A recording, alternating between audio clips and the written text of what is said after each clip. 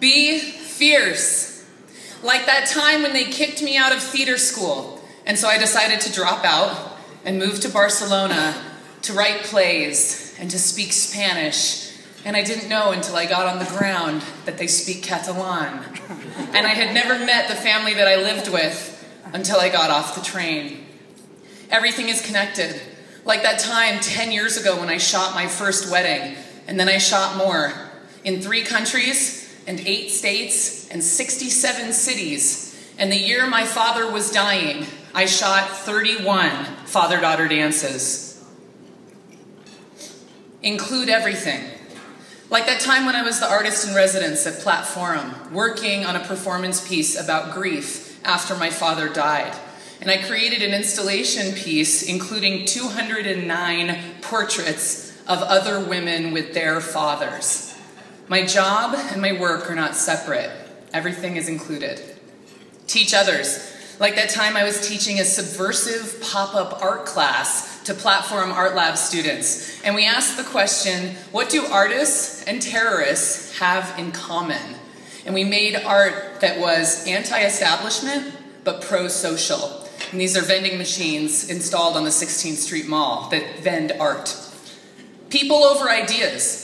Like that time when I went to theater school, and we were all competing for a small amount of spots, and we became best friends anyway, because life is short. But it's also the longest thing you'll ever do, so you better have a posse. Sustain relationships, like that time when 5 of those people from school decided that even though we lived in 5 cities, in 4 time zones, we would create a company and collaborate across distance.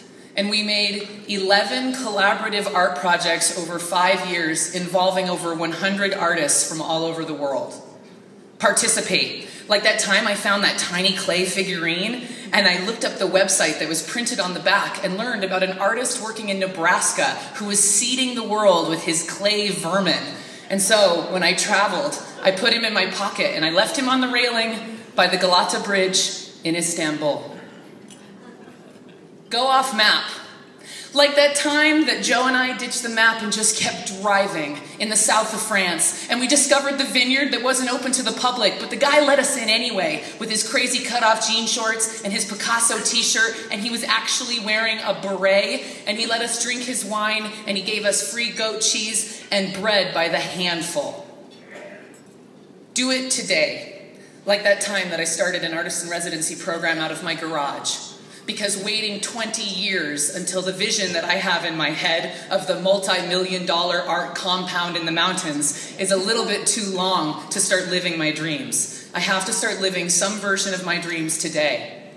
Travel further. Like that time that my best friend and I took camels and rode out into the Sahara Desert and spent the night in the sand, under the stars, and our only shared word of language with the guides was Allah.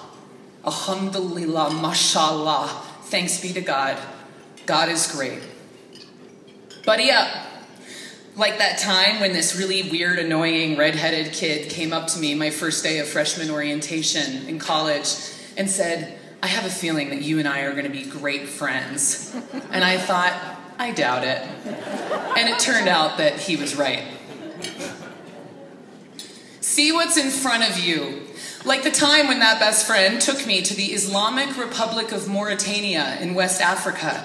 And despite everything that I had heard and everything that I had been told about feminism and about culture and about religion, what I actually saw, what I experienced was humor and hospitality and kindness and grace.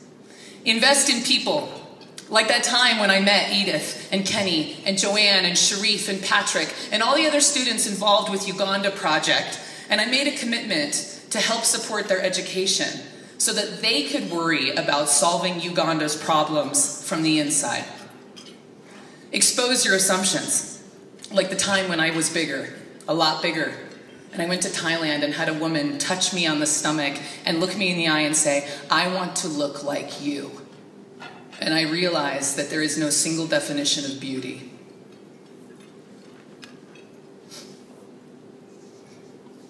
Be uncomfortable. Like the time that I visited Kisenyi, a slum in Kampala, and I met 8- and 9-year-old boys, drunk on gin and high from huffing fumes, who lived in the slum with no food and no parents and no shoes. And when they asked me for mine, I said no. Serve and be served. Like that time when I volunteered for 2 years at the school in South Central, and I learned that service is a circle because you get back what you give. And I finally confronted my white guilt and decided to meaningfully participate in the ongoing dialogue about race in this country.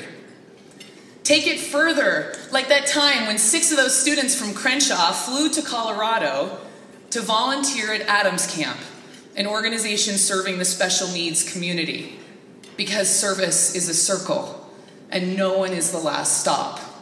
And so Javon could meet Jason and Jason could meet Javon. Include everyone. Like that time when my friend Peter and I went to New York City to participate in the Hurricane Sandy relief effort, because service is a circle and no one is the last stop. We all have special needs and we all have special powers. And in a global community, everyone will be included or no one will. Express gratitude. Like that time when the police officer said over the radio, "We found him. He's safe," which meant he wasn't in the river. And I fell on the ground and put my hands on the earth and said, "Thank you." My name is Andrea Moore, and I'm a creative activist.